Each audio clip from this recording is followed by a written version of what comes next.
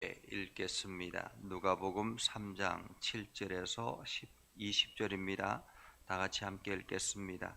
요한이 세례 받으러 나오는 무리에게 이르되 독사의 자식들아 누가 너희에게 일러 장차 올 진노를 피하라 하더냐.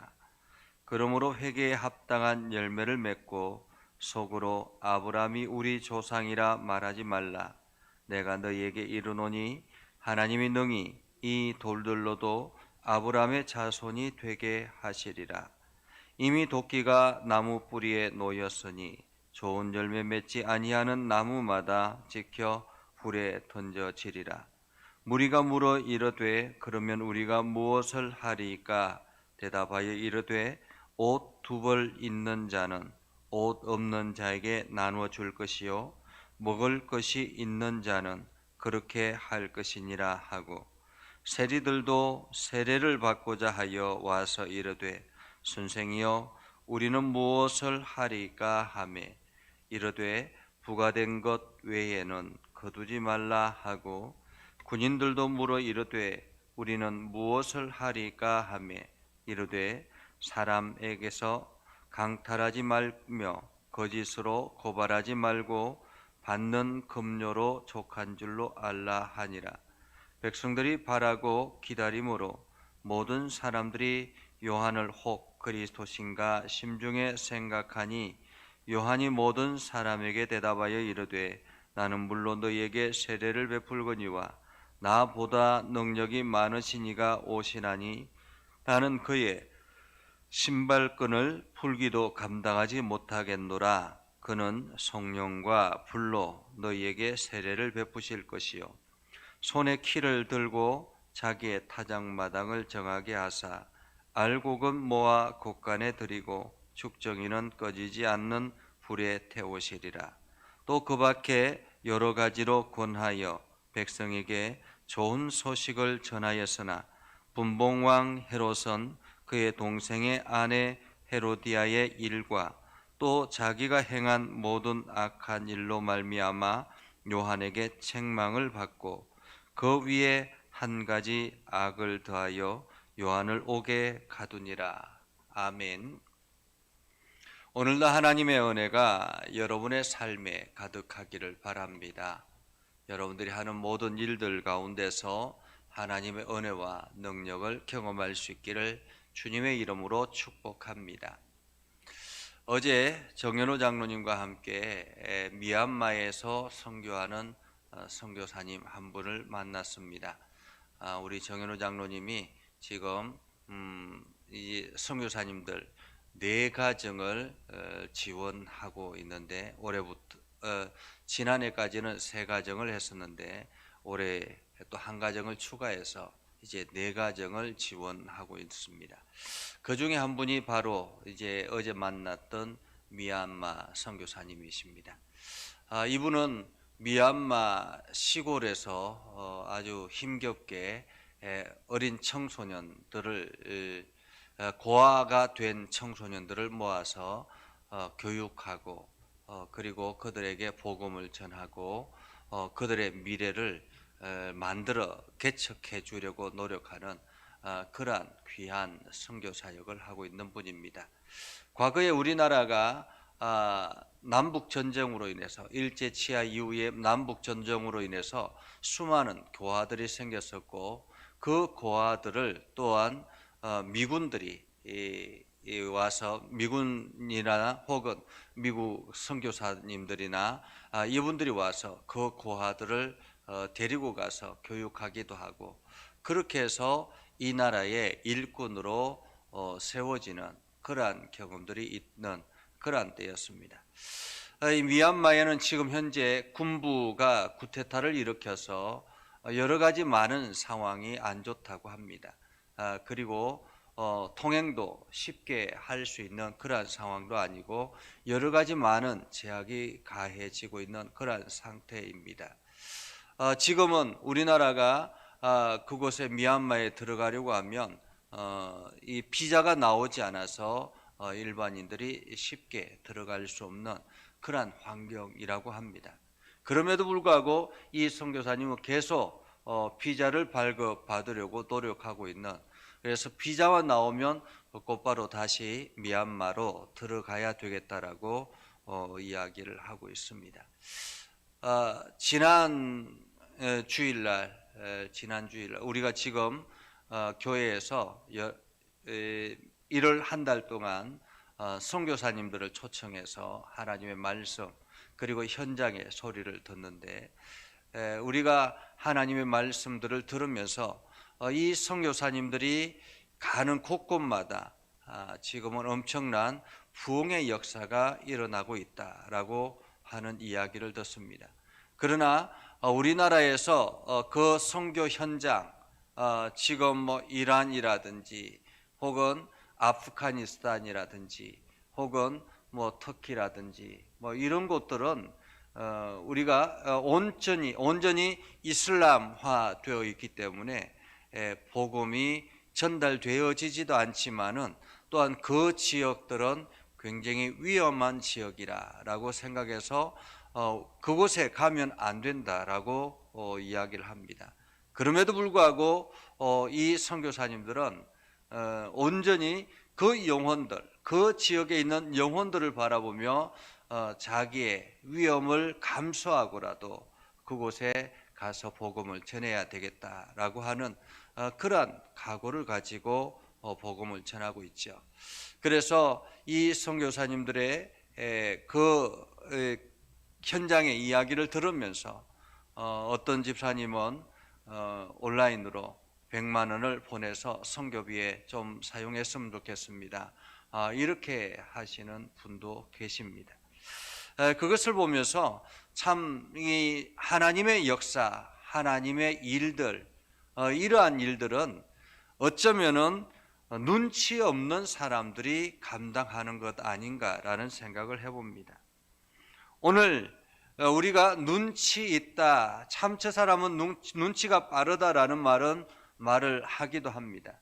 어떤 의미에서는 좋은 의미 있는 것 같기도 하지만은 또 한편으로는 환경에 너무 적절하게 잘 반응하는 사람, 꾀돌이라 그렇게 표현하기도 합니다. 그러나 사명자의 길, 선교사님들 보면 참으로 눈치 없는 사람들이다라는 생각을 해봅니다. 이 선교사님들의 그 눈치 없는 행동들, 그것은 바로 성경에서 선지자를 통해서 나타나는 일들이기도 합니다. 어쩌면 적당히 하면 되었을 것을 사람들은 눈치 없게도 우직하게 그 길을 걸어가는 것을 보죠. 오늘 본문의 말씀에 보면 참으로 눈치 없는 한 사람을 우리는 봅니다. 눈치 없는 한 사람, 그 사람은 바로 요한이라는 사람이죠. 그는 태어날 때부터 비범하게 태어났습니다. 그리고 그는 아주 좋은 집안이었음에도 불구하고 그 집안의 온갖 혜택을 누리지 아니하고 광야로 나아갔던 사람입니다. 그리고 하나님의 때가 되자 그 광야에서 주의 복음을 선포하기 시작했죠. 그래서 회개하라, 천국이 가까웠느니라 라고 어제 말씀을 통해서 세례 요한은 복음을 선포하기 시작했습니다. 그러자 이 세례 요한의 이야기를 듣고 수많은 사람들이 회개하며 세례 요한에게 나왔습니다. 그런데 어떤 사람들은 세례 요한에게 와서 세례만 받으러 나오는 사람들이 있었다라는 거죠. 요한이 세례를 받으러 나오는 무리에게 이르되 라고 말하는데, 여기서 세례를 받으러 나오는 무리들, 세례 받으러 오는 모든 무리들을 말하는 것이 아니라 특별히 이 사람들은 세례만 받으러 나오는 무리들입니다. 그 무리들을 향해서 무엇이라고 말하고 있습니까? 독사의 자식들아, 누가 너희에게 일러 장차 올 진노를 피하라 하더냐라고 말합니다.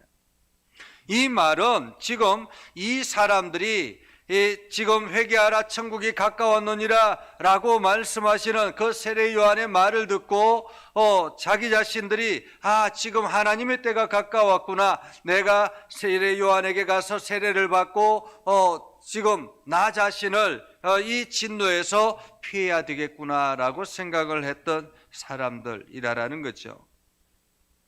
그들을 향해서 독사의 자식들이라고 말합니다. 독사의 자식들이라. 어쩌면 수많은 사람들이 세례를 받으러 나올 때 세례 요한은 그냥 적당하게 세례를 주고 그러면은 많은 사람들이 세례 요한을 따를 것이고 자기의 인기나 지위 뭐 이런 것들이 점점 지명도가 높아지지 않겠습니까? 그러한 유명함을 뒤로 한 채 오히려 그들을 향해서 독사의 자식들이라고 말하고 있습니다. 그러면서 이렇게 말하죠.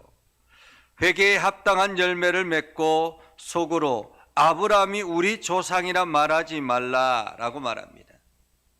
사실 유대인들은 아브라함의 조상이라는 것에 굉장히 자긍심을 가지고 있습니다.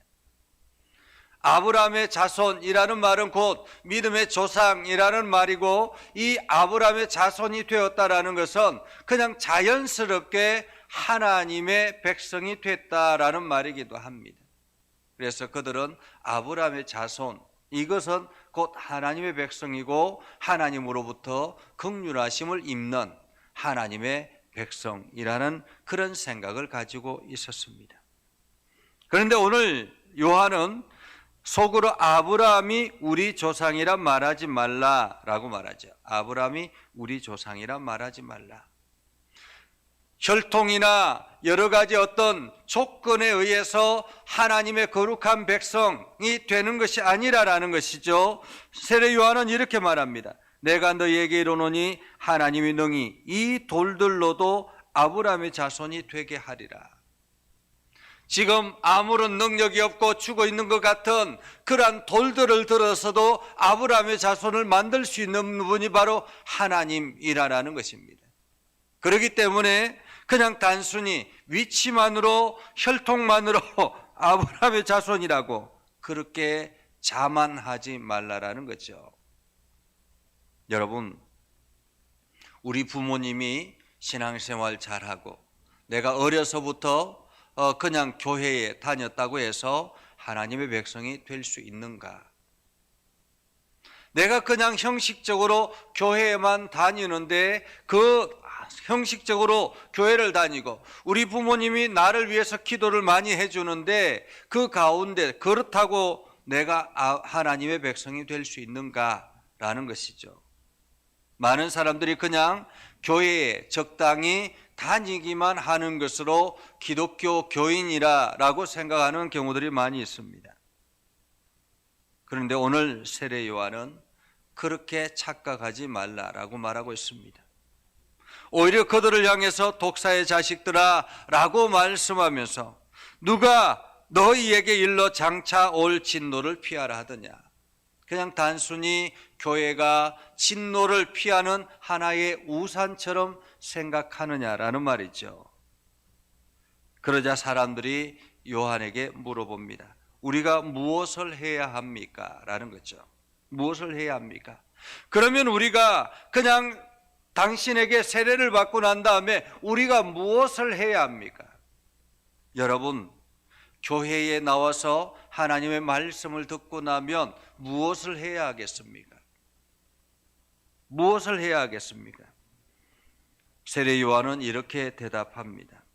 옷 2벌 있는 자는 옷 없는 자에게 나누어 줄 것이요, 먹을 것이 있는 자도 그렇게 할 것이라 라고 말합니다.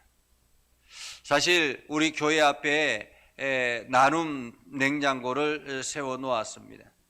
그런데 나눔 냉장고를 세워 놓고 사람들을 거기에 좀 많은 것들은 뭐 음식물이 좀 많거나 시장을 보고 좀 많이 가져왔으면 일부를 그 냉장고 안에 넣어놓고 또 필요한 사람들이 가져가라 라고 이야기를 해서 해놨는데 이 나눔 냉장고가 계속 텅텅 빕니다. 가져가는 사람들은 많은데 가져다 넣는 사람들은 많지 않더라라는 거죠. 나눔이 그렇게 쉽게 보편적이지 않다라는 것을 우리는 보죠. 옷 2벌 있는 자, 2벌 있는 자는 여유가 있는 자를 말합니다. 뭐 이때 당시에 옷 한 벌만 가지고도 평생을 사는 그런 때였기 때문에 지금처럼 뭐 장롱이 있어서 옷을 여러 벌 쌓아놓고 이렇게 살아가는 때가 아니었습니다. 여기서 단순히 옷 한 벌, 두 벌을 의미하는 것이 아니라 너희가 옷 여유가 있는 사람들은 여유가 없는 사람들에게 그것을 나누어 주라라고 말하고 있는 것입니다. 그리고 12절에는 세리들도 세례를 받고자 와서 이르되 선생님이여 우리가 어떻게 해야 합니까? 무엇을 해야 합니까? 라고 했을 때 부과된 것 외에는 거두지 말라. 정당한 것 이외에는 거두지 말라라고 이야기합니다. 정당한 것 외에는. 그리고 군인들에게도 물어봅니다. 군인들도 물어봅니다. 우리가 무엇을 해야 합니까? 라고 했을 때 군인들에게는 강탈하지 말고 거짓으로 고발하지 말라라고 이야기합니다. 미얀마 선교사님이 지금 현재 미얀마는 이게 돈이면 안 되는 것도 없고 또 되는 것도 없는 그러한 상황이라고 합니다. 그러니까 과거에 우리나라도 그렇지 않습니까? 돈을 찔러서 이렇게 주면 안 되는 것도 금방 되게 만들기도 하고 또 되는 것도 안 되게 만들기도 하는 것이 바로 돈의 위력이라는 거죠. 이처럼 군인들은 힘이 있다고 자기가 필요한 것들을 강탈하기도 하고 그리고 때로는 막 이렇게 사람들을 고발해 가지고 강제적으로 그 사람의 것들을 빼앗기도 하고 그러한 상태를 말하는 거죠. 이렇게 행하라라는 말입니다. 이 말은 무슨 뜻입니까? 회개를 했다면 회개에 합당한 삶을 살아야 된다라는 것입니다. 회개에 합당한 삶을 살아야 된다. 그러자 사람들이 생각합니다. 야, 저 요한이 그리스도 아닌가? 메시아 아닌가? 이런 생각을 했죠. 그러자 요한은 무슨 말이냐? 나는 물로 세례를 베풀지만은 내 뒤에 오시는 그분은 나는 신발끈을 풀기도 감당하지 못하는 그러한 분이다라고 말하죠. 그러면서 그분은 성령과 불로 너희에게 세례를 베풀 것이다 라고 말하죠. 자, 여기까지만 했으면 어쩌면은 요한은 계속 괜찮았을 수 있습니다. 그런데 눈치 없는 요한, 고집스러운 요한은 19절에 보면 분봉왕 헤롯은 그의 동생 아내 헤로디아의 일과 또 자기가 행한 모든 악한 일로 말미암아 요한에게 책망을 받았다라고 말하고 있습니다. 그때 당시에 분봉왕 헤롯은 엄청나게 포악한 그러한 왕이었습니다. 그래서 이 분봉왕 헤롯은 이 자기의 동생의 아내를 취하기 위해서 그 동생을 해하기도 하고 죽이게 하기도 하고 막 그렇게 아주 나쁜 일들을 저질렀던 사람입니다. 그런데 그 헤롯에게 이것은 잘못된 것이라고 아주 단호하게 외쳤던 것이죠. 한마디로 고집스러운 사람이었습니다. 그것으로 말미암아 요한은 감옥에 갇히게 되고 죽음의 길을 걸어가게 되었던 것입니다. 한마디로 적당히가 안 되는 사람이었죠. 하나님의 나라, 주의 복음을 선포하기 위해서 부름받은 사명자, 하나님의 일들을 감당하기 위해서 부름받은 사명자는 어쩌면은 세상적인 장깨에 임하는 임기응변에 능한 그러한 사람이 아니라 오로지 주의 말씀을 붙들고 그 말씀을 우직하게 앞만 보고 달려가는 그러한 사람이라고 말할 수 있습니다. 사실 우리가 전도를 하는 것도 그렇습니다. 전도를 하는 것도 오로지 복음을 전해야 되겠다라는 그 일념하에 어떤 상황에서든지 주의 복음을 먼저 생각하는 그러한 사람들이 복음을 전하고 전도자가 되는 것입니다.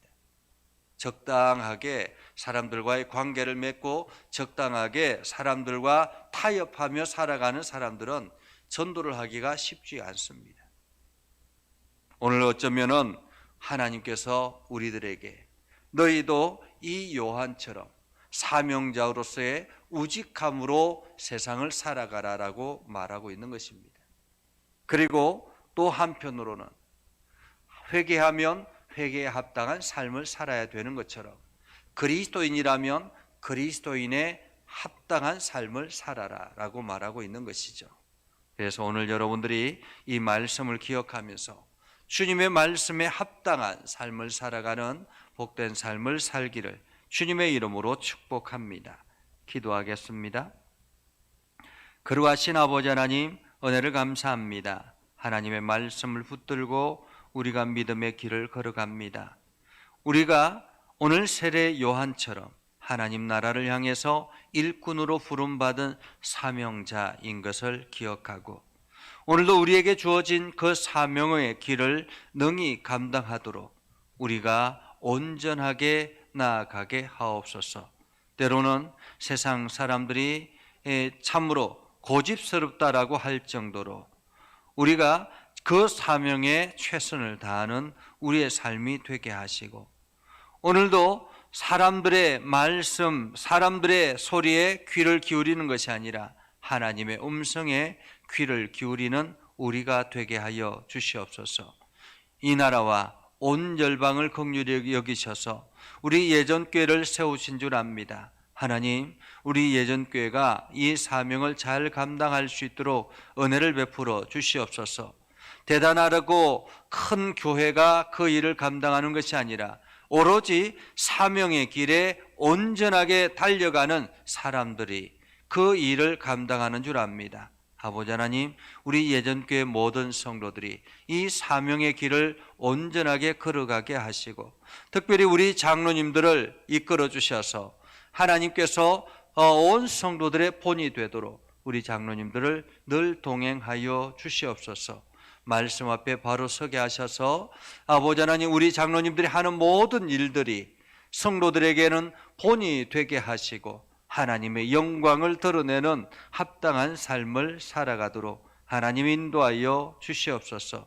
특별히 아버지 하나님, 우리 예전교회 귀한 일꾼들을 하나님 기억하여 주시길 원합니다. 항존직으로 세워져서 주의 일들을 감당하기 위해서 혼신의 힘을 다하는 우리 권사님들과 집사님들을 기억하시고 온 성도들을 복되게 하셔서 협력하여 선을 이루는 아름다운 교회 되게 하옵소서. 육신의 연약한 이들을 위해서 기도합니다. 특별히 자녀를 위해서 기도하는 엄마의 기도를 기억하여 주시고 하나님, 육체를 어루만져 주셔서 연약한 육체가 온전히 회복되어지는 놀라운 역사가 일어나게 하여 주시옵소서. 우리 김광식 장로님, 그 다리도 속히 회복되게 하셔서 다시 정상적으로 활동할 수 있도록 하나님 은혜를 베풀어 주시고 하나님의 능력과 하나님의 사랑과 하나님의 말씀에 온전히 사로잡힌 귀한 삶을 살아가게 하옵소서. 아버지 하나님, 오늘도 믿음의 성도들이 기도할 때에 그 기도를 통해서 하나님의 능력을 경험케 하여 주시고 온 열방이 주께로 돌아오도록 우리 선교사님들을 붙들어 주시옵소서. 예수님의 이름으로 기도드리옵나이다. 아멘.